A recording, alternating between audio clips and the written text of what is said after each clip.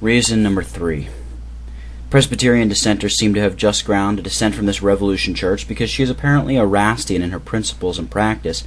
by ordinarily complying with Erastianism. I shall offer a few instances to confirm the assertion, such as, number 1, this church, having neither at nor since the Revolution ecclesiastically restored and established Presbyterian government,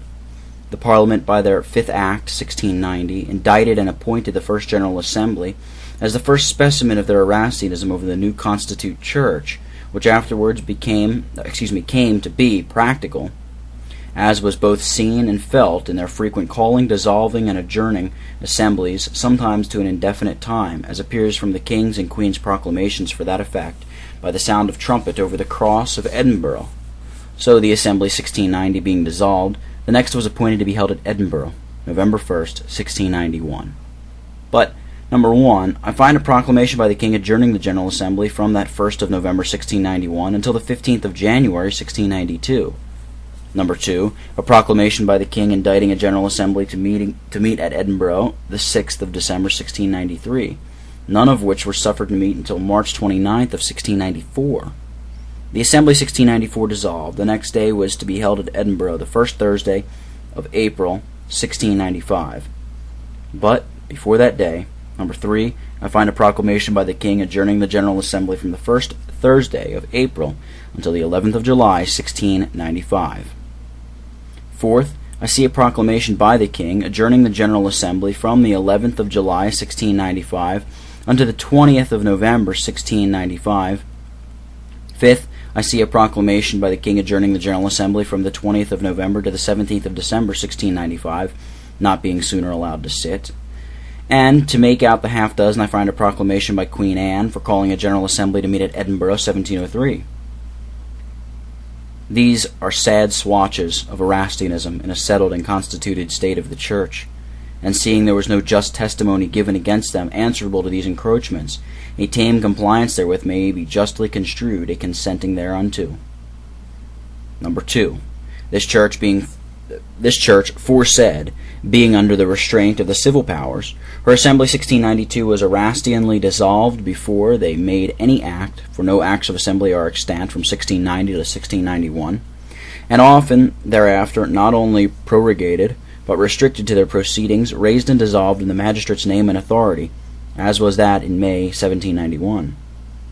And though the dissolution of the Assembly 1692 was verbally protested against by some members, yet a considerable body of ministers did meet, though not delegated by church judicatories, but gathered by a very private concert, and yet took unto themselves the title of the Synod of Glasgow and Ayr, who framed and sent up a petition address in the name of the Church, though without their knowledge and consent, unto the King, apologizing for and condemning that protest, and the Assembly as disorderly thereby, and promised to comply with the King's demands of receiving into ministerial communion the episcopal clergy, if he should be pleased to grant them another assembly. Yet these penitential addressers were never, by after assemblies, censured for that fact. Third, that the day nominate by the Assembly 1692 was not kept, is accounted a giving up unto the hand of the civil magistrate the power of calling and dissolving assemblies, which is sadly confirmed by the constant practice of the magistrate ever since. And it is offered to be instructed where the civil magistrate did both prelimit assemblies as to members and matters to be treated therein, depriving some of their free liberty to sit and vote as members in the assembly, although orderly chosen and commissionated by the presbytery, purely because such had not taken the oaths to the government, or qualified, as it is termed, according to law, as also where presbyteries in settling vacant parishes, having the legal call of the parish lying before them on the table, being convened for appointing the ordination, and the candidate approved by them in all his respective pieces of trials, were stopped by a prohibition from the civil powers in this momentous affair, because the person to be ordained had not qualified according to law. And when no shadow of testimony was given against such encroachments or barring up of judicatories, but crouched under and stupidly complied with, it is justly interpreted a woeful and tame subjection to the height of Erastianism. Number 4. This church foresaid, by her silence, approved of King William and Queen Mary, their granting protection to, or rather settling and establishing all such curates in their churches and stipends in Scotland, all the days of their lives, as did swear the oath of allegiance and subscribe the assurance to them, without bringing them under any kind of obligation to pay regard or subjection to this Revolution Church. See the 27th Act of Parliament, July 16, 1695, and here a footnote, entitled Act Concerning the Church, declares that all such as shall duly come in and qualify themselves as said is, that is, by taking the oath of allegiance and the assurance, and shall behave themselves worthily, shall have and enjoy His Majesty's protection as to their respective kirks and benefices or stipends,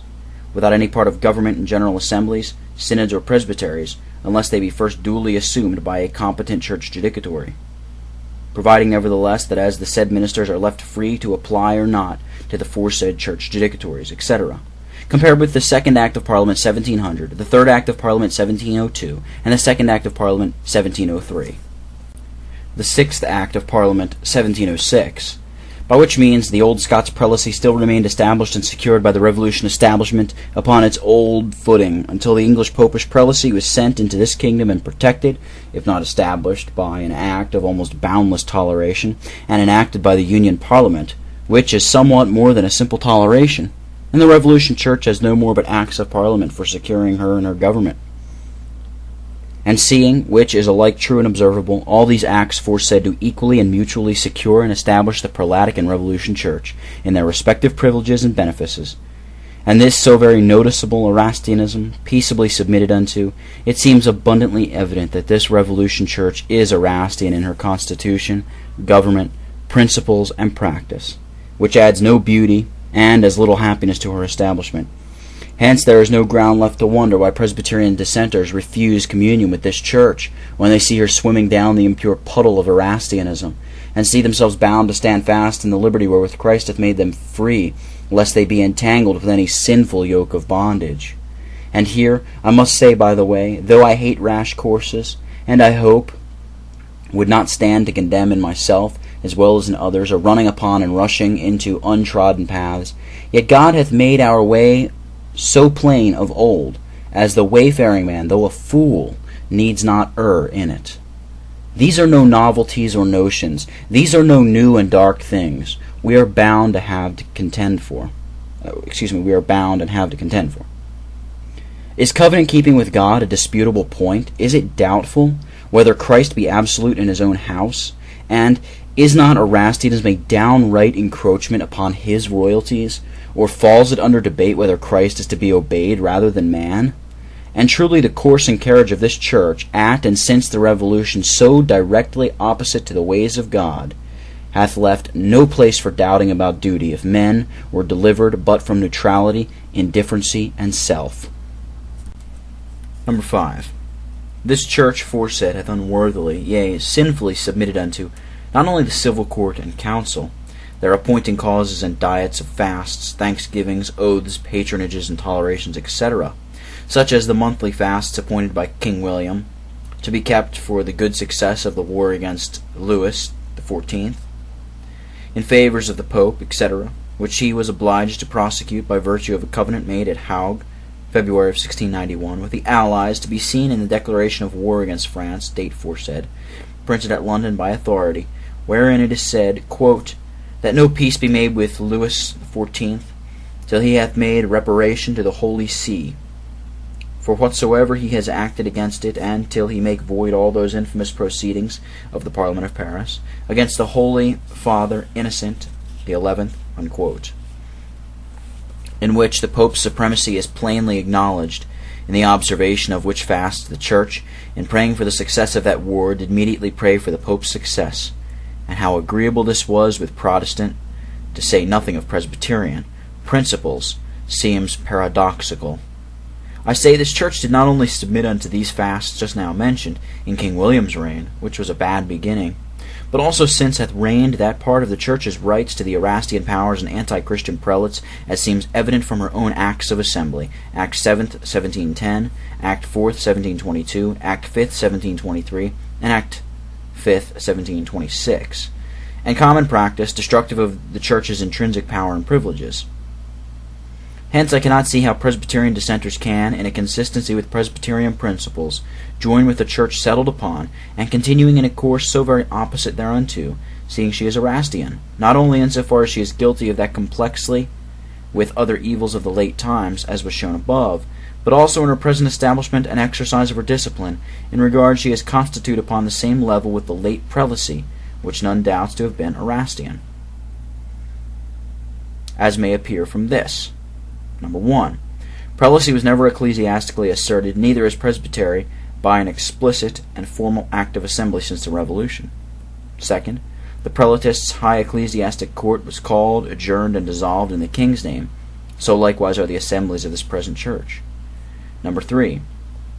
The prelatists own the king in the exercise of his Erastian supremacy over them. So this present church hath never declined the exercise of that supremacy in her annual assemblies, by an union and ample protest, insert and recorded in the assembly books. Fourth, king and parliament prescribed limits unto, and at their pleasure altered prelatical government. So to this church, the king and parliament have prescribed a formula, that all the ordinances within the same be so performed by the ministers thereof, as they were then allowed them,